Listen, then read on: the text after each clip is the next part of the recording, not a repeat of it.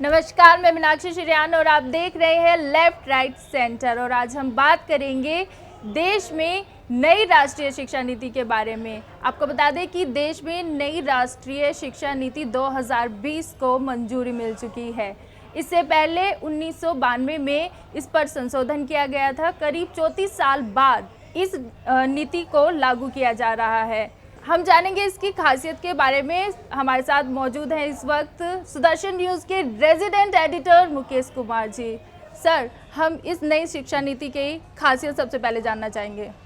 देखिए, ये खासियत मैं आपको अगर बताऊं, इससे पहले मैं ये बता दूं कि 92 में जो आपने 92 में संशोधन किया गया था, लेकिन इससे पहले जो 84 या 85 के आसपास जो है राजीव गांधी जी ने नई पॉलिसी लागू की थी। और उस पॉलिसी वो भी पॉलिसी बहुत अच्छी थी। लेकिन क्या है, कोई भी पॉलिसी जब सरकार लाती है तो उस समय की परिस्थिति क्या होती है और उस देश काल में उसका क्या महत्व होता है। लेकिन आज जब ये पॉलिसी आई है तो ये जो पॉलिसी है, मेरे हिसाब से ये पॉलिसी बहुत ही अच्छी है। लेकिन सरकार की कोई भी पॉलिसी या किसी की भी कोई पॉलिसी आप 100% परफेक्ट नहीं कह सकते। उसमें कुछ ना कुछ खामियां रहती है, तो खामियों पर भी बात करेंगे। लेकिन मैं खासियत बता दूं कि खासियत इसकी ये है कि 3-4 चीज़ें हैं जो इसको अलग करती है। और ये यूँ कहे कि रोज़गारोन्मुख अगर शिक्षा जिसकी बात हम लोग करते हैं, चाहे विदेशों में जो शिक्षा नीति है या विदेश में जो बच्चे पढ़ते हैं और पढ़ने के बाद सीधा काम अपना शुरू करते हैं या नौकरी करते हैं, व्यवसाय करते हैं, तो उसको उस चीज़ की ट्रेनिंग शुरुआती पहले दिन से ही उसको मिलने लगेगी। स्कूल के दौरान ही उसको ये चीज़ें मिलने लगेगी। और अलग से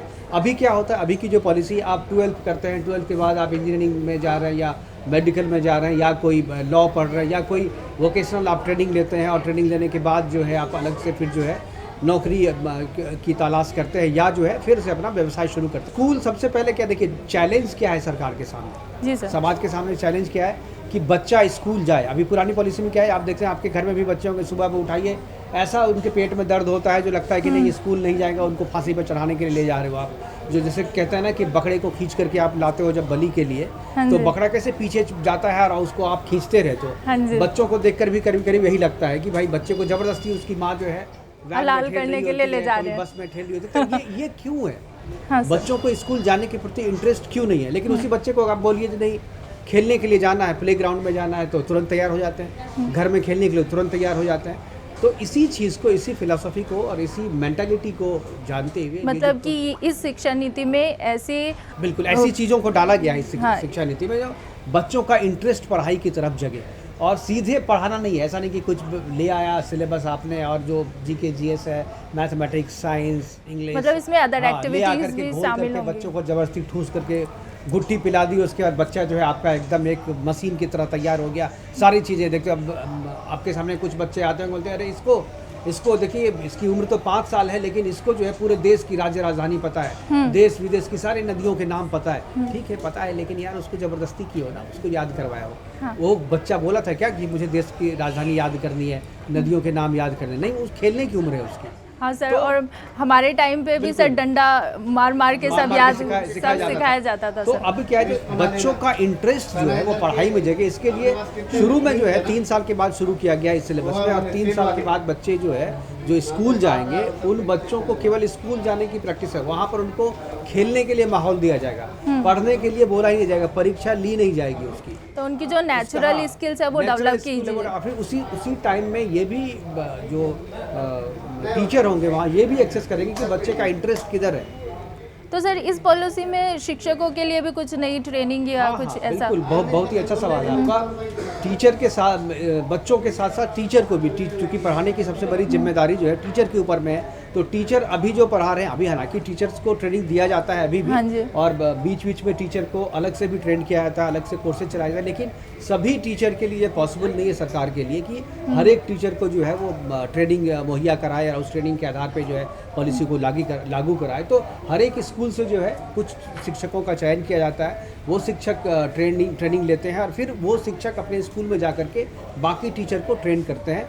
तो टीचर के लिए भी, और टीचर का जो ग्राफ है ना, कौन सा टीचर अच्छा है, कौन सा टीचर अच्छा नहीं है, कौन से टीचर ऐसे हैं जो पॉलिसी के हिसाब से काम कर रहे हैं, इसका भी आकलन किया जाएगा समय समय पे। और बच्चों के फीडबैक से भी टीचर का रिपोर्ट कार्ड जो है वो तैयार होगा। तो यानी, और सर इसमें एक फॉर्मेट है 5+3+3+4, इसमें ये क्या फॉर्मेट है? देखिए पहले जो हमारी जो पॉलिसी थी वो 10+2 की थी, यानी 12वीं तक जो आप पढ़ते थे 10 तक आप स्कूल से पढ़े, उसके बाद 2 साल जो है उसके बाद जो है आप इंटरमीडिएट में गए, या इंटरमीडिएट में साइंस लिया या आर्ट्स लिया या कॉमर्स लिया, यानी 12 साल की जो पढ़ाई है वो राज्य सरकार के भीतर में होती थी आपको। उसके बाद आप यूनिवर्सिटी के लिए छोड़ दिए जाते थे, आप यूनिवर्सिटी में जाइए, विदेश जाइए, चाहे दूसरे यूनिवर्सिटी में जाइए, यूजीसी के तहत आप आते थे मेन मुख्य तरीके से। लेकिन इसमें क्या है जो कि आप 15 साल तक सरकार की निगरानी में रहेंगे, 5+4+4+3 जो है आप निगरानी में रहेंगे। और इसमें कैटेगरी वाइज जो है पढ़ाई का, जैसे कि मैंने कहा कि शुरू के जो 5 साल है, 5 साल जो है उसमें बच्चों को जो है कोई प्रेशर नहीं डाला जाएगा। बच्चे जो है केवल स्कूल आना सीखेंगे और स्कूल में अपनी रुचि के हिसाब से खेलेंगे। उसी के दौरान खेल में जो सिखाया जा सकता है बच्चों को वही सिखाया जाएगा। उनके ऊपर सिलेबस पूरा करने का या परीक्षा पास करने का कोई प्रेशर नहीं रहेगा। इस पॉलिसी में बच्चों पे कोई प्रेशर नहीं दिया गया। और आजकल तो सर देखा जा रहा है कि स्पोर्ट्स में भारत काफ़ी नाम कमा रहा है, बिल्कुल। गोल्ड मेडल्स लेके आ रहा है, सिल्वर मेडल्स लेके आ रहा है। तो ये जो शिक्षा जो पॉलिसी है ना, ये पॉलिसी वैसे लोगों को प्रमोट करेगी, वैसे बच्चों को प्रमोट करेगी। और आगे का भी जो है उसके बाद 5 साल के बाद जो आगे का 4 साल है, यानी प्राइमरी लेवल पे जब हो जाएगा, प्राइमरी लेवल से आगे जब जाएगा तो वहाँ पर बच्चों के इंटरेस्ट के हिसाब से जो है सिलेबस तैयार है। वहाँ पर भी उनके पास ये नहीं है कि आपको साल भर में जो है आपको पढ़ करके पारंगत हो जाना है, पूरा सिलेबस ये करना है। अपने इंटरेस्ट के हिसाब से आपको पढ़ना है। और एक चीज़ यहाँ पर बहुत अच्छा है कि एग्ज़ाम जो पहले जो होता था ना कि आप एक साल में एक ही बार पढ़ते थे, एक ही बार एग्ज़ाम देते थे, एनुअल एग्ज़ाम होता था। एनुअल एग्ज़ाम में क्या होता था कि साल भर बच्चे जो है जो पढ़ने वाले तो सालों भर पढ़ते हैं, लेकिन कुछ जो पुराने सिलेबस के साथ जिसको लोग कहते हैं मीडियोकर्स है, अरे पढ़ने में इसका मन नहीं लगता, इसका मन तो खेलने में लगता है, तो वैसे बच्चों को भी अच्छे बच्चे के रूप में चिन्हित किया गया कि वो बच्चे जो सिलेबस, जो फिजिक्स, केमिस्ट्री, मैथ, इंग्लिश नहीं पढ़ पा रहे या उनका इंटरेस्ट नहीं है, उनका इंटरेस्ट दूसरी तरफ है, तो इसका मतलब ये नहीं कि वो इंटेलिजेंट नहीं है, वो भी उतना ही इंटेलिजेंट है, लेकिन क्या है उनका फोकस एरिया जो है वो अलग है। तो उस तरीके से उन बच्चों का जो है असेसमेंट होता है, वो बच्चे उस हिसाब से परफॉर्म करते हैं। और सर इस नीति में स्ट्रीम्स का क्या रोल रहेगा? देखिए बहुत अच्छा सवाल है मीनाक्षी, कि पहले क्या था कि हम लोग जब 10+2 कर लेते थे तो उसके बाद तय होता था कि बच्चा क्या करेगा। बच्चा अगर मेडिकल में जाना है उसको तो वो आईएससी पढ़ते थे, इंजीनियर में जाना है तो आईएससी पढ़ेंगे, साइंस फैकल्टी वो स्ट्रीम में जाते थे। जो बच्चा जो है कॉमर्स में इंटरेस्ट है वो कॉमर्स स्ट्रीम में जाता था, जो बच्चा इन दोनों से अलग है वो आर्ट्स में हो जाता था। लेकिन क्या है समाज का एक आकलन है जो आर्ट्स जो बच्चा पढ़ रहा है वो सबसे कमज़ोर है, कॉमर्स वाला उससे थोड़ा अच्छा है, साइंस वाला जो वो सबसे अच्छा बच्चा है। लेकिन कोई बच्चा किसी बच्चे के बारे में ये कोई एक्सेस नहीं करता था, ये असेसमेंट किसी के पास नहीं था या कोई सोचता भी नहीं था कि जो फिजिक्स पढ़ रहा है उसका इंटरेस्ट भी हिंदी में लैंग्वेज में हो सकता है, जो इंग्लिश लैंग्वेज पढ़ रहा है उसका इंटरेस्ट जो है बायोलॉजी में हो सकता है, जो व्यक्ति बैंकिंग या कॉमर्स जो पढ़ रहा है वो भी जो है लिटरेचर में इंटरेस्ट ले सकता है, या उसको भी ज्योग्राफी, हिस्ट्री जो है वो अच्छी लग उसमें इंटरेस्ट उसका हो सकता है। तो ऐसा नहीं होता, जैसे ही आपने साइंस में लिया तो आपका नाता जो है इतिहास, भूगोल, इकोनॉमिक्स से छूट जाता था। आपका अगर आपने इतिहास, भूगोल लिया तो आपका फिजिक्स, केमिस्ट्री से नाता टूटता था। अगर आप कॉमर्स पढ़ रहे हैं तो आपको बाकी दोनों से नाता टूटता था। इसमें क्या किया गया है कि सब चीज़ पूरा बोलते हैं ना, पूरा खुला छोड़ दिया गया है। आपको जो पढ़ना है आप पढ़ो, आपको जो है आईएससी, बीएससी और आईकॉम, बीकॉम, बीएससी, बीकॉम या बीएससी की बीए की डिग्री नहीं मिलेगी, आपको ग्रेजुएट की डिग्री मिलेगी। मतलब जो पार्ट में बांट दिया गया था अब वो पार्ट्स खत्म हो गया। हाँ, यानी आप अभी क्या है, अभी आप फिजिक्स के साथ अगर चाहते हो कि ज्योग्राफी भी मुझे अच्छा लगता है, ज्योग्राफी भी पढ़ लो, उसमें भी सर्टिफिकेट मिल जाएगा आपको। और क्या किया गया है, जो पहले था ना जो 3 साल, अभी क्या आप लोग क्या करते हो, जो 2 साल पास कोर्स था हम लोग से पहले जो था वो पास कोर्स था, पास कोर्स के बजाय 3 साल का ग्रेजुएशन, उसमें 1 साल लास्ट जो है ऑनर्स करना है तो आपको 3 साल करना होगा, उसके बाद जो है पीजी 2 साल का करना होता था। इसमें क्या है आपको जो वो पीरियड तो है, लेकिन क्या है जो अगर कोई बच्चा मान लीजिए हमने 1 साल पढ़ाई की लेकिन उसके बाद मेरी स्थिति ऐसी हो गई कि मैं पढ़ाई कंटिन्यू नहीं कर पाया, चाहे मेरी आर्थिक स्थिति खराब हो गई, चाहे मैं बीमार पड़ गया, चाहे मेरे घर की परिस्थिति ऐसी हुई कि मैं कंटिन्यू नहीं कर पा रहा हूँ उसको, तो वैसे बच्चों का अगर एक बार पढ़ाई छूट गई बीच में और बाद में 2 साल के बाद वो फिर से चाहता है वो फिर से पढ़ाई पूरी करे, तो उसके लिए क्या था, फिर से आपको 0 से शुरू करना पड़ेगा, यानी फिर से पार्ट 1 में एडमिशन लो, पार्ट 2, पार्ट 3 को। लेकिन इस बार इसमें ऐसा नहीं, अगर आपने 1 साल की पढ़ाई पूरी कर ली तो आपको एक डिग्री मिल जाएगी, आपको वहाँ पे सर्टिफिकेट मिल गया आपको 1 साल के लिए। 2 साल पढ़ाई पूरी करी तो आपको क्या है, डिप्लोमा मिल गया। 3 साल आपने पूरा कर लिया, आपको डिग्री मिल गया। और अगर मान लीजिए 1 साल की पढ़ाई के बाद आपने गैप छोड़ दिया, फिर आप 3 साल नौकरी करते रहे, अपने घर की आर्थिक स्थिति खराब है आपकी, जी सर। तो आपने घर के की सहायता के लिए नौकरी कर ली कहीं पे, आप नौकरी कमा 2 साल के बाद आपकी स्थिति ऐसी हो कि नहीं अब मुझे जो है ग्रेजुएशन जो है पूरा करना है, तो फिर से आप एडमिशन लेंगे, लेकिन वो 1 साल का डिग्री कंटिन्यू कर लेंगे आप। आपका 1 साल बच गया। अगर कोई 2 साल के बाद छोड़ता है तो उसका 2 साल मतलब वो फिर से शुरू नहीं फिर से करना पड़ा, हाँ। करना पड़ेगा, आपको वो वापस जहाँ से जहाँ से कंटिन्यू आप- कर सकते जहाँ हैं। आपने छोड़ी थी वहीं से आप शुरू कर सकते हैं। तो ये चीज़ें जो है आपका टाइम भी बचा और आपने जितना पढ़ा उसका जो महत्व जो है वो सरकार के लिए बना रहा, सर्टिफिकेट आपको मिलेगा। क्योंकि अभी क्या, एक सवाल इसमें आप ये पूछ सकती हैं मुझसे, जो मान लीजिए कोई ग्रेजुएशन करने के लिए गया 1 साल में छोड़ दिया, कोई 2 साल में छोड़ दिया, कोई 3 साल छोड़ दिया, तो अब उसे तो नौकरी करनी है। हाँ, तो नौकरी के लिए जो वैकेंसी मैं है भी यही पूछने वाली थी। तो वैकेंसी में जो है जो क्वालिफिकेशन तो पूछता है ग्रेजुएशन, तो क्या जो 1 साल करके आया है वो कर पाएगा? तो ये सवाल हाँ, नहीं, वो ये बात तो ग्रेजुएशन ठीक है, में काउंट होगा कि नहीं हाँ, होगा? लेकिन नहीं, ऐसा नहीं, वो नहीं कर पाएगा। पहले भी नहीं कर सकता था, इस बार भी नहीं है। जैसे आप अगर आईएएस की, यूपीएससी, बीपीएससी या कोई भी स्टेट कमीशन का एग्जाम देना चाहते हैं तो आपको ग्रेजुएशन पूरा करना पड़ेगा आपको। लेकिन अगर 1 साल आपने पूरी की है, 2 साल पूरी, तो उसके लिए भी अलग से वैकेंसी आएगी।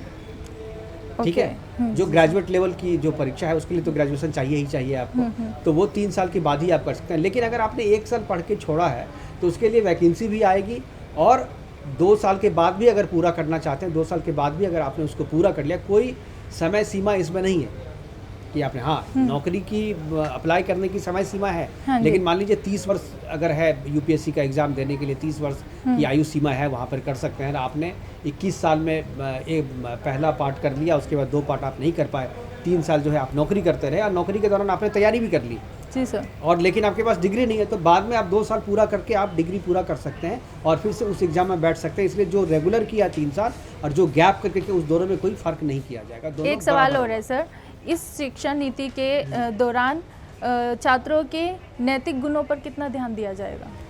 बहुत ही नैतिक गुणों पे पूरा फोकस किया गया है, और नैतिक गुणों के साथ साथ उसके टेक्निकल स्किल पे भी दिया गया, वोकेशनल कोर्स दिया गया है।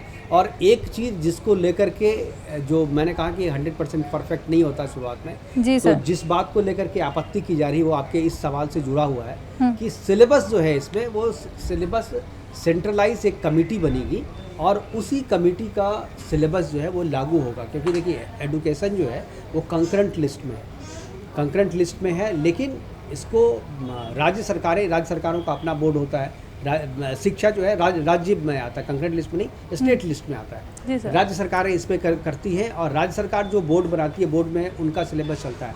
लेकिन इसको कंकरेंट लिस्ट में डालने के बाद से क्या हो रहा है कि राज्य सरकारों के लिए भी सिलेबस सेंट्रल कमेटी बनाएगी। यानी अगर जैसे अभी हम लोग कहते हैं कि नहीं, हमारे इतिहास में हमें ऐसा पढ़ाया गया कि हम लोग अपने आक्रांताओं को अपना हीरो समझते हैं। हाँ जी। ये जो चीज़ें हैं, इनका समाधान है इस सिलेबस में, जिसका कि विरोध हो रहा है। ओके। क्योंकि सेंट्रलाइज जो कमेटी बनेगी उसमें जो सिलेबस तैयार किया जाएगा, वो सिलेबस जो है वो कमेटी तैयार करेगी, और उसको फॉलो करने के लिए स्टेट गवर्नमेंट भी बाध्य है। तो ये आलोचना की जा रही कि नहीं, ये फेडरल स्ट्रक्चर पे हमला है। क्योंकि फेडरल स्ट्रक्चर में क्या है कि जो कानून राज्य सरकार बनाती है वो राज्य सरकार बनाएगी, और केंद्र अपना कोई भी कानून के राज्य पे थोप नहीं सकता। तो ये एक थोपने वाली बात हो जाती है, इसलिए इसका विरोध किया जा रहा है। लेकिन मुझे लगता है कि ये जो हर एक स्टेट के जो एजुकेशन मिनिस्टरों की जो बैठक होगी, हालांकि बैठक में क्या होता है ये तो भविष्य के गर्भ में है, उसमें कुछ नहीं अभी कहा जा सकता है। लेकिन अभी तक ये तो एक फ्रेमवर्क तैयार किया गया है पॉलिसी का। और सर इसका हमारे रोजगार पर कितना फ़र्क पड़ेगा? मतलब कि अभी युवा चिल्ला रहा है कि बेरोजगारी है, रोजगार नहीं मिल रहा है। तो जब ये शिक्षा नीति लागू हो जाएगी तो क्या इसका असर उस पर पॉजिटिव होगा या नेगेटिव होगा? बहुत ही पॉजिटिव होगा, क्योंकि अब देखिए इसमें क्या है ना, जो आपको स्कूल के बाद, प्राइमरी स्कूल के बाद से ही वोकेशनल ट्रेनिंग की तरफ आप जा सकते हैं। यानी आप फिजिक्स पढ़ते पढ़ते जो है आप बढ़ई का ट्रेनिंग ले सकते हैं, इलेक्ट्रीशियन का ट्रेनिंग ले सकते हैं, आप जो है फ्रिज बनाने की जो ट्रेनिंग या कुछ भी लगे आपको जो हम ले सकते हैं। तो अब जो अभी की पॉलिसी में क्या है, आप 12th करने के बाद जा करके ट्रेनिंग लेते हो, लेकिन वो स्कूल के दौरान ही आपका वोकेशनल चलता रहेगा, और उसकी मार्किंग होगी, और वो वैल्यू एडिशन होगा आपके डिग्री में। वो एडिशनल जो है आपको मार्क्स मिलेगा, और उसके आधार पे जो है आपका ग्रेडिंग होगा। तो इससे क्या होगा, बच्चों को जिनको रोजगार करना है अपना खुद का, तो वो ट्रेनिंग के लिए उनका समय बचेगा। स्कूल में पढ़ने के साथ वो ट्रेंड भी होते रहेंगे। 12th यानी 10+2 करने के बाद पहले जो लेते थे अलग से जाकर के शिक्षा, वो क्या है, जो आप 12th करने के बाद जो है आपके पास ऑलरेडी डिग्री होगी, आप पढ़ाई करते करते काम भी शुरू कर सकते हैं। इसीलिए ये कहा गया है ना कि अगर आप 3 साल की पढ़ाई 1 साल में छोड़ देते हैं, बीच में काम करना चाहते हैं, तो वो काम किस आधार पे करेंगे, क्योंकि ट्रेनिंग तो आपने स्कूल में ले ली है। हाँ। तो उस जो स्कूल के दौरान आपने ट्रेनिंग ली है उसका फ़ायदा उठाकर अपना रोजगार भी शुरू कर सकते हैं। तो सर उसका सर्टिफिकेट मिलेगा अलग हाँ, से? सर्टिफिकेट मिलेगा और उसका उसकी मार्किंग भी होगी।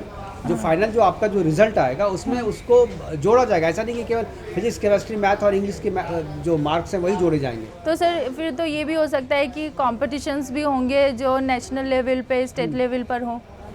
नहीं, कंपटीशन तो होगा ही। सबसे देखिए क्या है, एक चीज़ और जो कंपटीशन से मुझे याद आए कि एक चीज़ इस पॉलिसी में और है क्या कि फॉरेन यूनिवर्सिटी को देश में लाने का जो है ये रास्ता खोल दिया गया कि अब विदेश की जो यूनिवर्सिटियाँ हैं, विदेश की यूनिवर्सिटी जो है आपके देश में आएगी और यहाँ पर ये करेगी। लेकिन ऐसा तो मनमोहन सिंह की सरकार में भी हुआ था। हाँ जी। कि फॉरेन यूनिवर्सिटी को ये कर, लेकिन क्या था उस समय जब मनमोहन सिंह की सरकार ने जब अलाउ किया था विदेशी यूनिवर्सिटी को भारत में आने के लिए, तो उसके साथ उन्होंने एक शर्त रखी थी कि 50 करोड़ रुपया का आपको एक डिपॉजिट करना होगा यहाँ सरकार के पास। क्योंकि मान लीजिए आप यूनिवर्सिटी आपने खोल दिया, बच्चों ने एडमिशन ले लिया, फीस दे दी और उसके बाद आप भाग गए। यूनिवर्सिटी अगर विदेश वाली यहाँ आकर के बच्चों का पैसा लेकर के भाग जाए तो फिर जवाबदेही किसकी होगी, पैसा कौन लौटाएगा उसको? तो इसलिए पहले ही डिपॉजिट करा के रखने में, लेकिन ये जो पॉलिसी है कामयाब नहीं हुई। 50 करोड़ रुपया का जो डिपॉजिट है ना, कोई भी यूनिवर्सिटी देने के बाद जो है यहाँ पर आने को तैयार नहीं है। इसलिए कोई भी विदेशी यूनिवर्सिटी मनमोहन सिंह की सरकार में नहीं आई यहाँ पे। लेकिन अब जो ये सरकार की पॉलिसी है कि इस पर ये कर दिया है कि नहीं, कोई डिपॉजिट आपको नहीं देना पड़ेगा, लेकिन एक शर्त लगा है कि टॉप की जो यूनिवर्सिटी है उन्हीं को, ऐसा नहीं कि इस्लामाबाद से यूनिवर्सिटी ला करके खोल दे, कैम्ब्रिज ही आएगा यहाँ पे, ऑक्सफोर्ड ही आएगा यहाँ पे। जो बड़ी बड़ी यूनिवर्सिटी हैं अमेरिका की, यूरोप की, इंग्लैंड की, वही यूनिवर्सिटी यहाँ पर आएगी। उससे क्या होगा, जब आपको लगेगा यार दिल्ली यूनिवर्सिटी तो अभी टॉप है, हाँ। दिल्ली यूनिवर्सिटी का मुकाबला कोई नहीं है, JNU का कोई मुकाबला नहीं है, तो क्या है, जैसे ही कैम्ब्रिज आएगा, ऑक्सफोर्ड आएगा, तो उसको एक बराबर की टक्कर मिलेगी। तो इससे क्या यहाँ जो यूनिवर्सिटी है उसकी गुणवत्ता भी बढ़ेगी और वो मजबूर होंगे कि हम अपने यहाँ सर JNU से मुझे याद आया कि ये जो नई शिक्षा नीति है इसका JNU पे क्या असर होगा? JNU पे भी असर होगा, क्योंकि एक तो सबसे पहले कौन सा असर हायर एजुकेशन जो बात कर रहे हैं ये लोग, लंबे लंबे समय तक पढ़ाई कर रहे हैं, उस पर रोक लगाने की बात है। सिलेबस जैसे ही कंट्रोल होगा तो आप कंट्रोल हो जाएंगे।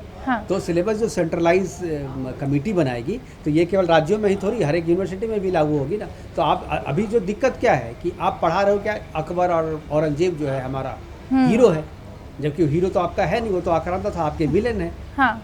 आपके देश को जिसने लूटा, आपके देश में जिसने इतना बड़ा कन्वर्जन कराया, जिसने आपके देश के मंदिरों को, मस्जिदों को तोड़ दिया, जिसके कारण आज हम मुकदमा लड़ रहे हैं। ये जो अभी ज्ञानव्यापी वाला मामला हम औरंगजेब के कारण ही तो, और भी बहुत सारे ऐसे मामले हैं, बहुत सारे सामने। तो ये सारी चीजें क्यों हुई, क्यों अब तक नहीं तोड़ा गया था इसको? क्योंकि औरंगजेब को आप हीरो मानते थे। औरंगजेब के हीरो कौन मानता था? भाई आज का बच्चा जो पैदा हुआ है तो उसको तो जो किताब आप दे रहे वही पढ़ रहा है ना। तो किताब लिखने वाले की गलती है ना, जिसने उस सिलेबस में वो चीज़ अलाउ किया उसको, उसकी दिक्कत है। तो वो दिक्कत मूल से जड़ से ही समाप्त हो जाएगी अगर सेंट्रलाइज कमेटी जो अपना सिलेबस जारी करेगी। क्या आपको पढ़ना है, क्या आपको नहीं पढ़ना है, ये तय करने के लिए केंद्र सरकार है। इसके फायदे हैं तो नुकसान भी। मान लीजिए केंद्र में सरकार बदली तो वो अपना भी कर सकती है। तो अभी आपको लगता है जी कि केंद्र की सरकार जो है वो आपके पसंद की चीज़ें ला रही है तो आपको अच्छा लग रहा है, लेकिन हो सकता है अगर केंद्र में दूसरी सरकार हो तो वो दूसरी चीज़ें भी ला सकती है। इसलिए ये चीज़ जो है, इस पर मैं जो बोला जो 100% परफेक्ट नहीं है। तो ये सिलेबस कैसे तय हो, जो पॉलिसी हम लाए हैं, पॉलिसी लागू कैसे हो और क्या क्या चीज़ें सिलेबस हो, किस लेवल पे क्या पढ़ाया जाए, ये अभी तय नहीं हुआ। अभी क्या एक फ्रेमवर्क बन के तैयार हुआ है। जब आप इसको इम्प्लीमेंट करेंगे तो अभी काम चल रहा है, इस पर काम जब अभी बहुत तेज़ी से काम हो रहा है। और इस पे सरकार ने टारगेट भी 2040 तक का रखा है। कस्तूरी रंगन साहब जो हैं बहुत ही क्वालिफाइड और बहुत ही, और इस बार इसमें जो टीम है, जो 15 लोगों की टीम है, सब एक से एक आपके कहीं जेम्स है, सब रत्न है भारत के इस फील्ड के। और वो जब बनाएंगे तो निश्चित तौर पे अच्छी चीज़ें ही बनाएंगे, अच्छी चीज़ ही लेकर के आएंगे। इसलिए मुझे इस शिक्षा नीति से बहुत उम्मीद है। मुझे लगता है कि 99% लोग जो है, भले विपक्ष जो है क्योंकि ये नई सरकार ला रही है तो उसका विरोध कर दे, लेकिन वो भी अपने बच्चों को अगर इसमें पढ़ाएंगे ना तो एक अच्छा नागरिक बन के निकलेंगे। मेरा पूरा विश्वास है इसमें। सर, ये महत्वपूर्ण जानकारी देने के लिए आपका बहुत बहुत धन्यवाद। तो आपने देखा कि कैसे नई शिक्षा नीति कैसे आने वाले छात्रों के भविष्य को और भारत के युवाओं के भविष्य को बदल कर रख देगी। ऐसी ही तमाम जानकारी के लिए देखते रहिए सुदर्शन न्यूज़। जय हिंद।